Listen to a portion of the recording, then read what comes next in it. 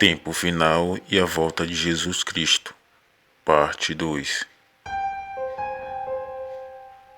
Os judeus ficaram fora de Israel vivendo em outros países do ano 70 até 1948.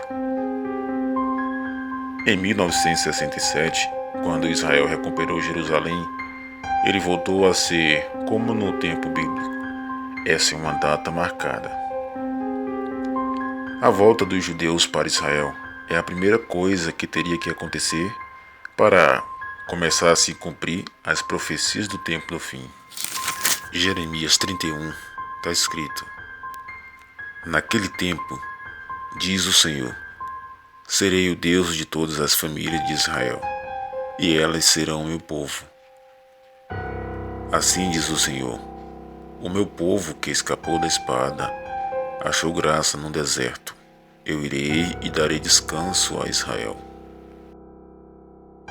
Mas mesmo os incrédulos perceberam que algo importante havia ocorrido. Havia um significado especial na conquista milagrosa desses grandes trechos de terra, a mesma terra que os antigos escritos prometeram aos descendentes de Abraão. E a profecia da Bíblia teria sido cumprida quando Israel tomou posse de Jerusalém? O aspecto mais importante da Guerra dos 6 Dias foi o fato de Jerusalém ter sido unificada. Jerusalém tinha sido arrasada 20 vezes, mas nunca tinha sido dividida até 1948. E muitos dos profetas falaram sobre a unificação de Jerusalém que aconteceu na Guerra dos 6 Dias. A importância da recuperação de boa parte da terra prometida na Guerra dos 6 Dias é a realização de antigas profecias da Bíblia. Os escritos contam que os judeus seriam espalhados pelo mundo em 3 ocasiões diferentes. Também previram que a cada vez os judeus voltariam para Jerusalém. 2 das 3 voltas foram em tempos bíblicos. A terceira ocasião é a mais significativa e começou com a retomada de Jerusalém na Guerra dos 6 Dias. Ao longo dos anos, tem se intensificado o movimento de retorno dos judeus a Israel. Desde 1948, quando o Estado israelense foi reconhecido, o número de judeus no território era de apenas 800 mil pessoas. Esse número tem aumentado. Em 2015, já era 5 milhões de pessoas. Em 2018, já passaram dos 8 milhões de pessoas. E o último número registrado foi em 2020, que já passam de 9 milhões de pessoas. Ou seja, de judeus retornando a Israel, assim como está na Bíblia.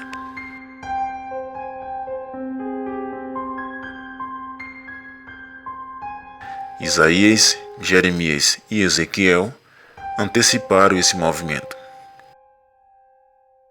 Porque, para as profecias se cumprirem, Israel tem que estar estabelecido como uma nação para poder construir o templo de Deus, que o anticristo vai dominar. Quando o anticristo aparecer, os judeus vão receber ele pensando que é o Messias, porque ele terá as características que eles estão esperando de um rei forte, que ajudará Israel e virá no tempo certo, no fim do 6º período, de 1000 anos, para governar no 7º período. No Salmos 90, versículo 10, a duração da nossa vida é de 70 anos, e se alguns, pela sua robustez, chegam a 80 anos, o melhor deles é canseira e enfado, pois passa rapidamente e nós voamos.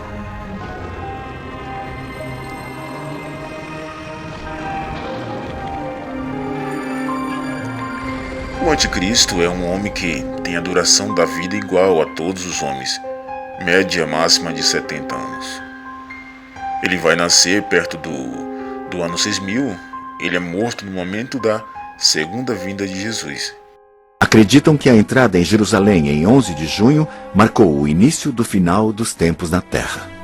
A profecia da Bíblia Final dos Tempos se refere ao período de desastres cataclísmicos naturais, fome e guerra que iriam preceder o fim do mundo. Esses eventos então levarão a um conflito final, a uma batalha pavorosa, o Armagedon. O mundo vai estar um caos depois de muitas guerras, fomes, pestes e terremotos que acontecerão no princípio de dores que Jesus falou em Mateus 24. O anticristo vai vir como um grande líder para governar o mundo todo, com suas ideias de união entre todos para viver em paz, prometendo acabar com as guerras e com a fome. Quase o mundo todo vai apoiar e adorar ele, e vai perseguir quem não apoiar ele. A maçonaria mandarão fazerem cursos de teologia e se tornarem padres e pastores com o objetivo de enganar os cristãos para eles aceitarem o líder mundial que eles estão preparando, ou seja, o anticristo. A maioria das igrejas no tempo do anticristo vai ser dirigida por maçons disfarçados de padres e pastores. Quase o mundo todo vai ficar do lado do anticristo. A maioria dos cristãos vai ser enganado pelos seus líderes, padres e pastores, e vão ficar do lado do anticristo. E adorarão o dragão, que deu à besta o seu poder, e adorarão a besta, dizendo: quem é semelhante à besta? Quem poderá batalhar contra ela? E foi-lhe permitido fazer guerra aos seus santos e vencê-los. Foi-lhe dado poder sobre toda a tribo, e língua e nação. E adorarão-na todos que habitam sobre a terra, e cujos nomes não estão escritos no livro da vida do Cordeiro que foi morto desde a fundação do mundo. Apocalipse capítulo 13, versículo do 4 ao 7 ao 8. Poucos cristãos vão ficar contra o anticristo e vão pregar contra ele. Esses cristãos serão entregues às autoridades pelos pastores maçons e pelos cristãos enganados. Eles serão presos e alguns mortos. Jesus disse que seremos odiados por todos. Então vão entregar vocês para seres atormentados, e vos matarão, e sereis odiados de todas as pessoas por causa do meu nome.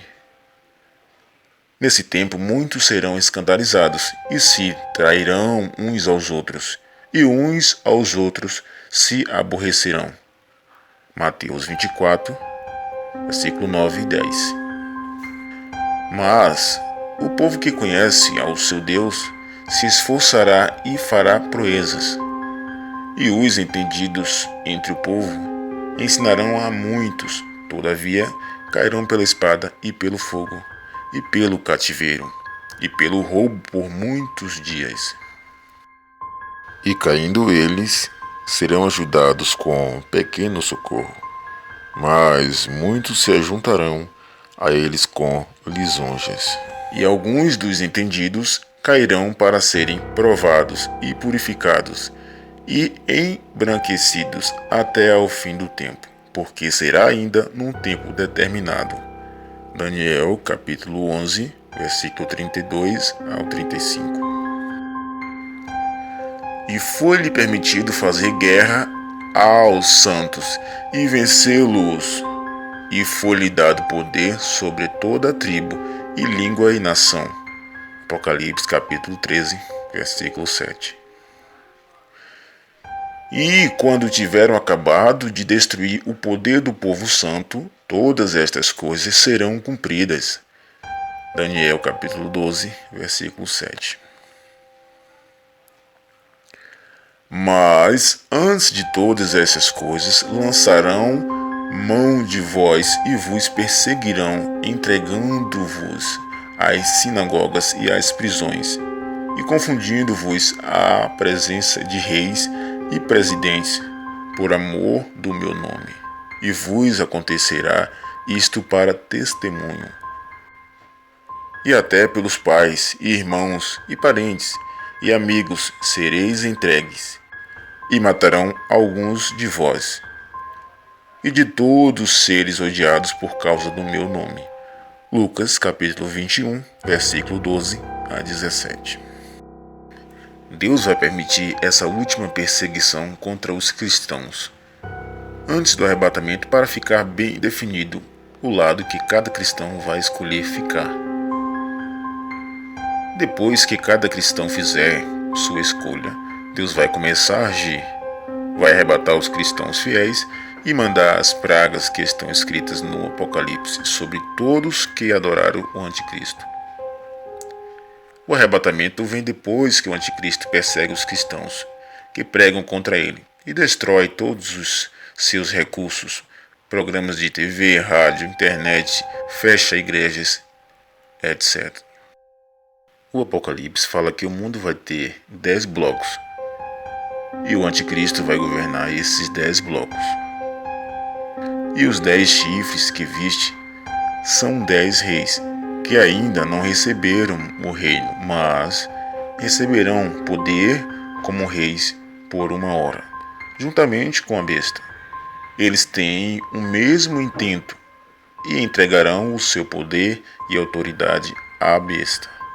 Apocalipse capítulo 17, versículo 12 e 13. Quando aconteceu o arrebatamento dos cristãos, o anticristo fica com liberdade de agir e começa a massacrar o povo. E agora vós, sabeis o que eu detém, para que o seu próprio tempo seja manifestado. Porque o ministério da injustiça já opera. Há somente um que o resiste até que do meu seja tirado. Segundo Tessalonicenses capítulo 2, versículos 6 e 7. Nesse momento, o anticristo vai obrigar uma marca de comércio na mão e na testa de todos. Leiam Apocalipse capítulo 13, versículo 16 ao 18.